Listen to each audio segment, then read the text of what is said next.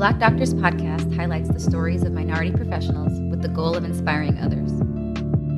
If you like what you hear, please subscribe and share with others, because the next generation can't be what they don't see. Tune in every Monday to hear our stories told by us. Hello and welcome back to the Black Doctors podcast. Today I'm privileged to be speaking with my former classmate from Howard University College of Medicine, Dr. Moneé Thomas. She is a dermatologist currently practicing in Houston, Texas. Dr. Thomas, thank you so much and welcome to the show.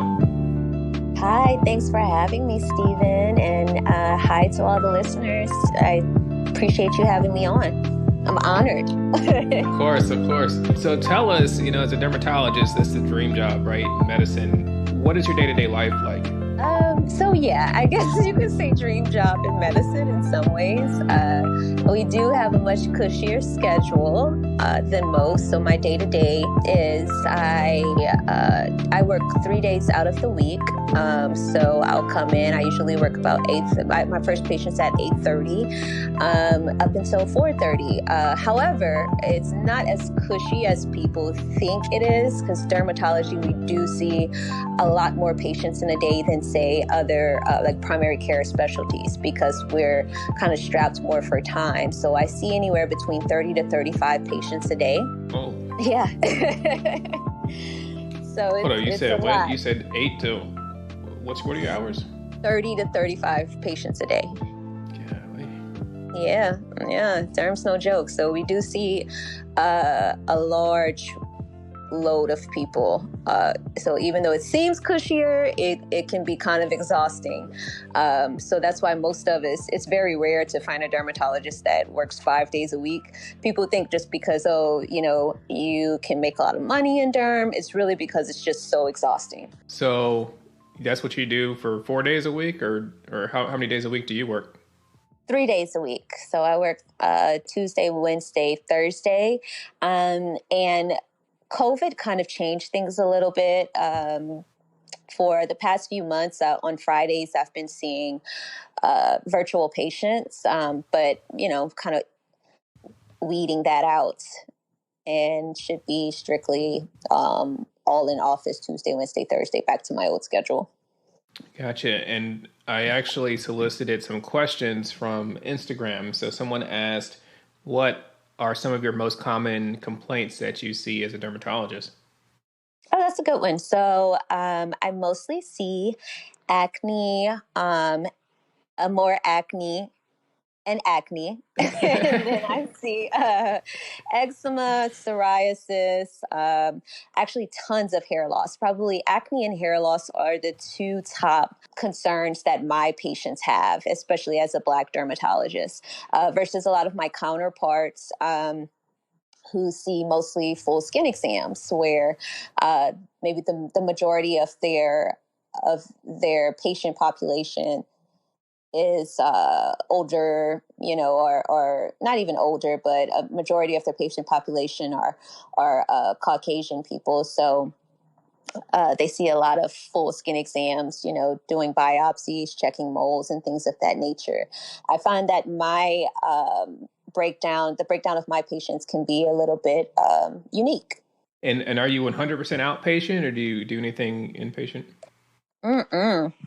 100% outpatient. you take call? Nope, we have no call, because there are no derm emergencies. I mean, sometimes people think they have emergencies, but a pimple or, your rash is really not an emergency. It's not life or death. In most cases. In some cases, there are rashes that can be life or death, but those patients tend to already be in the hospital. And what about procedures you do? I actually just watched Dr. Pimple Popper for the first time, but do you do any procedures like that? Tons, yeah. So Wednesdays, like today, is usually my morning of surgery. So I do tons of excisions. Dr. Pimple Popper, you see her doing a lot of cyst excisions, lipoma excisions. I do a lot of that. And of course, skin cancer removals. I also do more cosmetic things. I do a lot of PRP, which is for a treatment for hair loss where, we take the platelet-rich plasma and inject that into those areas of thinning hair. That works for only non-scarring types of hair loss. Really, it works best for those types. And also obviously fillers and Botox. Gotcha. I might have to see you about that PRP. We'll talk offline. Yeah. I do have lots of guys, it's funny because I have a guy and he looks just like LeBron. And it's just like the irony. Is COVID hair loss a thing? It could be in a sense, in a roundabout way. So I think it is. Yeah. So the thing about that's likely called telogen effluvium, which happens to most humans in general. Anytime there's a stressor on the body, be it physical or emotional, about 3 to 4 months later, we tend to shed more. So typically it's normal to shed about 100 strands a day, about 15% of your scalp. However, if there's a stressor, about 3 to 4 months later, you'll start to notice a shift. And that shift happens to be about 20 to 25% of your scalp that's now in that phase where you're shedding. The good thing is you'll never go bald from that. It typically only lasts a maximum of 6 months. Yeah, that's a great thing. Yeah, you won't go bald from that. Whew. So it's very, very normal, especially if you're shedding like hairs where you can see the roots of it, that little white bulb. It'll pass. Okay, this too shall pass. We'll continue this conversation offline. So, Dr. Thomas, tell us about when you decided to pursue a career in medicine. So I decided to pursue a career in medicine, I'd say probably back in high school. I have an uncle who's a doctor, and initially I thought I just knew the type of lifestyle I wanted to live. And initially I wasn't sure what kind of doctor I wanted to be. I think initially I wanted to be an orthopedic surgeon because when I was 14, I broke my knee in gymnastics really, really bad. And I just wasn't afraid. I actually was really interested in everything that they were doing to repair my knee. So I thought, I'm smart enough. I can do this. And it kind of continued on that way. Then I applied to college. I chose Xavier University of Louisiana because they're number one for producing Black physicians. So they sent me a T-shirt. I was like, that's where I'm going. They said they're going to pay for everything. Even better. Oh, you're smart. It's funny because, oh yeah, boy, I was valedictorian of my class. Did you know that? I did not. So, I actually had full scholarships to Xavier, and also I also really was interested in Howard even early on, and I had a full scholarship to Howard also, but I chose Xavier.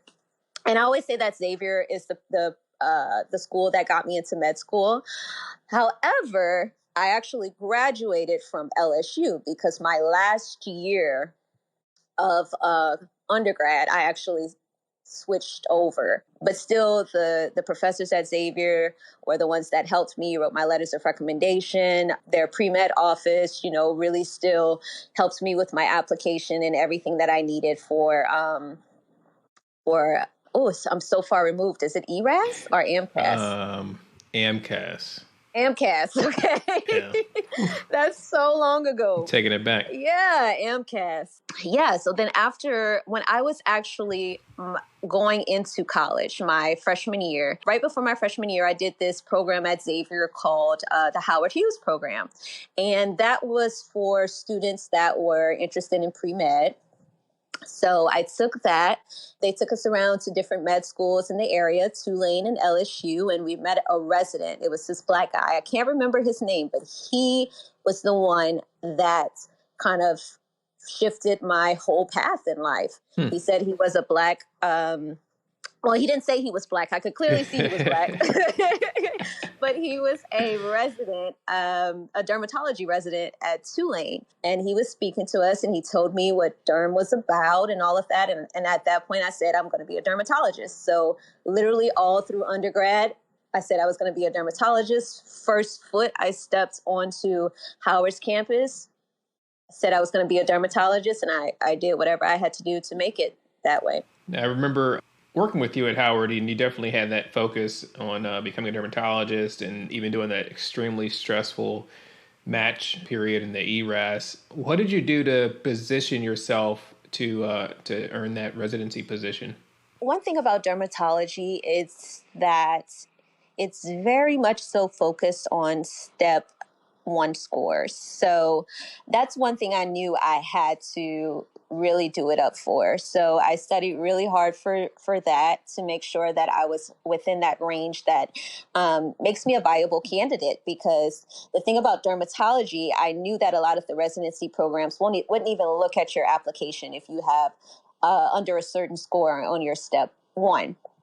So luckily I knew what field I wanted to go into right when I stepped into med school, because dermatology kind of requires that from you, because you have to start working on that early on and start focusing on that step one.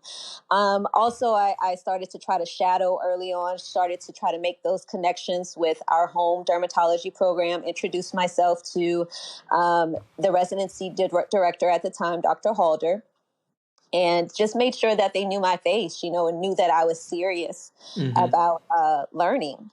So that when it came time for my senior year, when I did my away rotations, Howard really prepared me well with just having a good knowledge of derm, just having a good basic foundation of derm knowledge.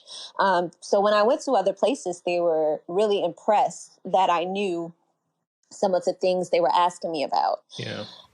So I'd say that's what I did. And of course, personality goes a really long way. And I think Howard sets you up really well for that, because it's a special thing about going to an HBCU, a special experience, but it's kind of inherent. Just like, when you grow up in a Black household, they always tell you, you have to be twice as good. Mm-hmm. Same thing with going to an HBCU. They prepare you fully on the educational side, but also on the being a human side, because they know that, if you're going to be, your population is mainly going to be your people, especially if you're a Black physician, and they're looking to you to care for them, because they're not sure if they're going to get that good care from other people. Not that they won't, they're just not sure if they'll get great care from people that are not of the same kind, Trust right? issues. Exactly. And we know that there's a history behind that. So it's kind of inherent when you go to an HBCU, as for a medical school, because for me, it taught me that I had to be twice as good, and I feel like I can blow any of these dermatologists. When I met with other residents, I had that confidence that I knew more than they did, than say my white counterparts at other residency programs, because I had to be better. In our residency program, for example, Dr. Halder would never let us dress down. We could not, we could never wear scrubs unless we were doing surgery. And if we caught us in scrubs outside of that, we were in trouble. Like, guys always had to wear a tie. We always had to dress up, look presentable. So it just kind of sets you up for that greatness. You have no choice but to be great. So that's been my journey with dermatology and my experience. I remember from Howard, you said if you didn't match dermatology, you would have gone into cosmetology. Yeah. I would have been a medical doctor doing something completely different, because every other field in medicine just did not interest me as much. So it was deeper than just medicine for me. It was the thing about dermatology. It was dermatology that spoke to me, because there's something special about that compared to other fields. It's the only field, maybe outside of plastic surgery, where you're dealing with the outside appearance of someone. Mm-hmm. And that's very important to people. People will come to me, like I said, we talked about emergencies. There's no derm emergencies. They'll come to me for a pimple before they check on their blood pressure. you know? Wow. Yeah. So it's a psychology behind it. It's building people's confidence. There's just something that draws me to that I'm passionate about. Yeah, clearly. I mean, I've waited 7 years to ask you that question. I remember you said that. I was like, what? Yeah. So, I guess my if you think about that, cosmetology, I was like, I can, I'll do hair, I'll do makeup. It's all still about making people feel good about the way they look. And now that you're out of residency, you've been practicing for a couple of years. I know so many people think that they found their niche and where they're going to practice the rest of their life, but so often plans change, and we find other avenues to what we want to do. And you're kind of at that segue now in your career where you're looking into other options, including podcasting. So yeah, tell us about this, the Melanin and Murder podcast. Yeah. Well, another thing about us doctors, especially Black doctors, more especially Black female doctors, everyone expects us to be kind of very monolithic, like this woman who's very just like prim and proper, bougie. That's not the case for me at all. Like, I relish in being multifaceted. I'm way more than just a doctor. I have way more interests than talking about your skin. Believe it or not. So my best friend and I, we started a podcast called Melanin and Murder because I love true crime. And I know a lot of other people in general that love true crime, especially women. Like, I used to be able to watch like Snapped and ID channel all the time. That creeps my husband out. Yeah, but... my girlfriend watches that too. Nonstop, Exactly. eating breakfast, drinking coffee. It's so interesting to me, I guess, because it's the psychology behind like what makes a person do these things, so we initially started our podcast. It was initially called Cult.Cure, so culture, because we were like, oh, we love talking about cults. Like, they're so crazy. How does somebody get caught up in a cult? And then we evolved to just kind of talk about true crime in general. So I love true crime. Like I said, I love true crime podcasts. One of my favorites are... my very favorite is My Favorite Murder.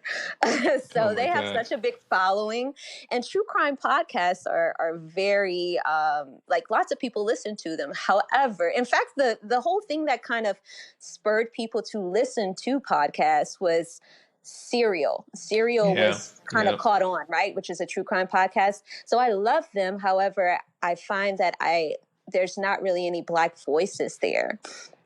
So we decided to be that voice. There may be like 2 other Black true crime podcasts, but we figured we give you true crime, give you a little swag, give you a little pretty, and give you just a full Black take on cults and true crimes and things of the such. And we make a cocktail of the week. So sometimes it can kind of turn into a mess like drunk history. Okay. That was our goal. So it's fun. It's fun for us to do, it's something I really like. So Melanin and Murder, to check it out. So that's just one thing. Like I said, we're multifaceted. So how long have you been doing the podcast for?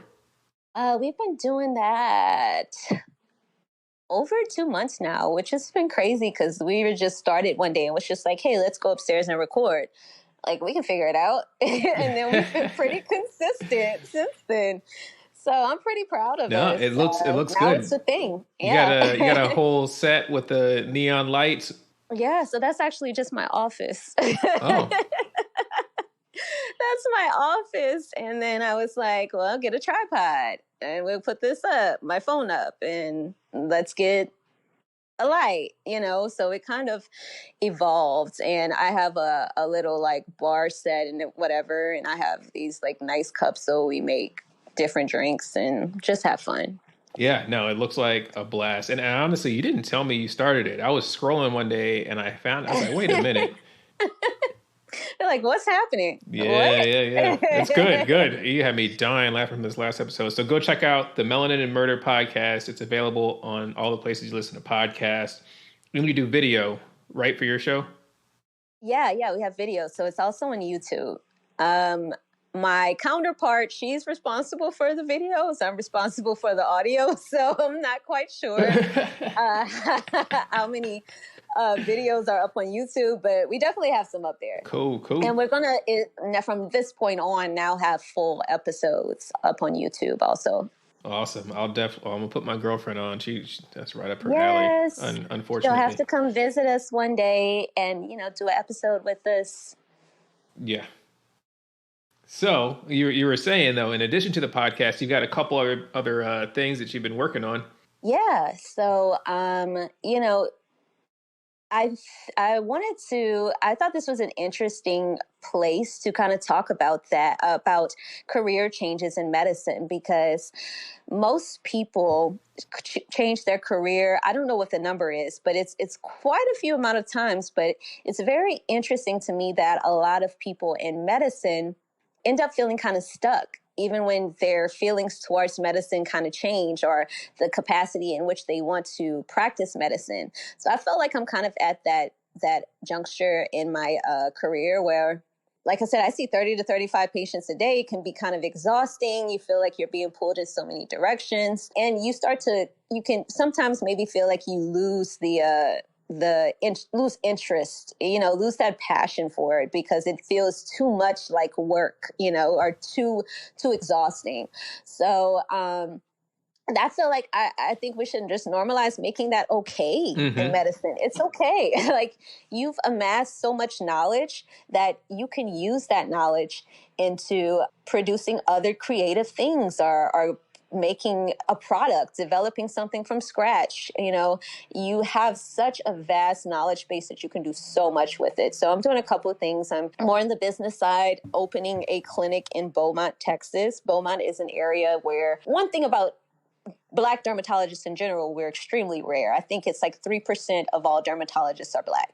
Wow. But in certain cities, there's no representation for Black skin. And I tell my patients all the time, you would think that there would be more, because literally the one thing that we know for sure, the only thing that really makes us different, are our skin and hair. Yeah. Right? So we should have more diversity in the field. And I think there's been pushes to make that happen. But dermatology has been known to kind of maybe suppress, making it harder for Black and brown people to get into, Black and brown and being Black and are of Latin descent, into dermatology. So I wanted to make sure that people had access to care from people that knew about their skin. So I'm opening a clinic there where I'm training a nurse practitioner, so she can help that. And of course, she's a Black woman.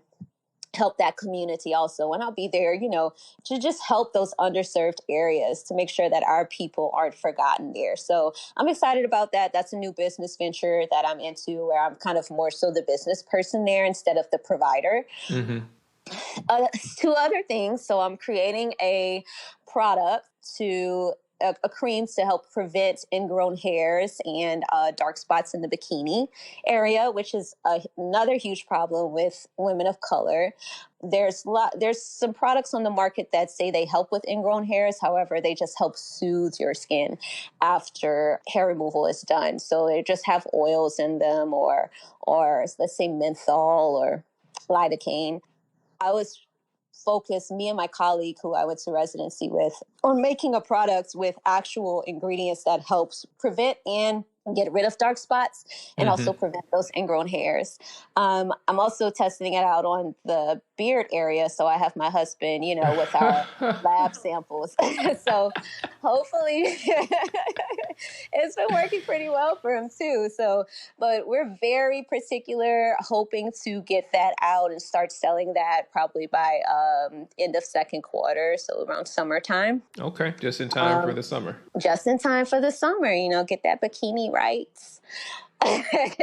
Hopefully COVID is a little bit lessened. You can be on the beach, feel more comfortable, or be by poolside. And then third, I'm also developing a hair tool. So, one thing I'm very serious about as a dermatologist and just as a Black woman are my edges. Okay.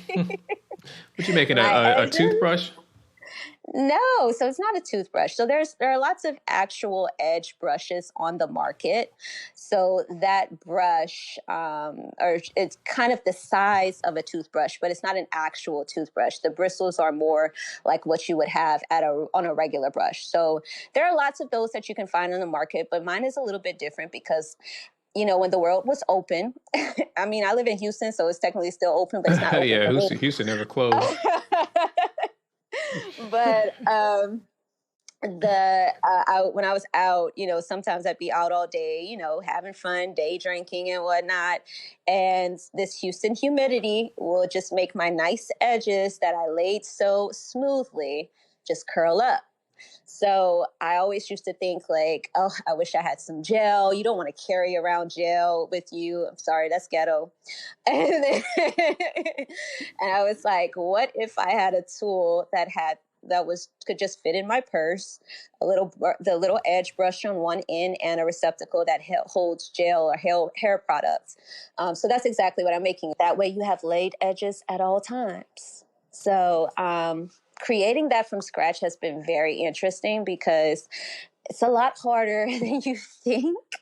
If there's not anything that's been made, if it's coming straight from your brain, you have to find an engineer to draft that up for you, create 3D models, and then create a legit prototype, and then find a manufacturing company that'll manufacture your prototype for you. So it's been an interesting process. I've really learned a lot, but I truly I realize just being creative. And although it's something that is not dermatology, I've used my derm knowledge for both of those things. And that makes me really proud.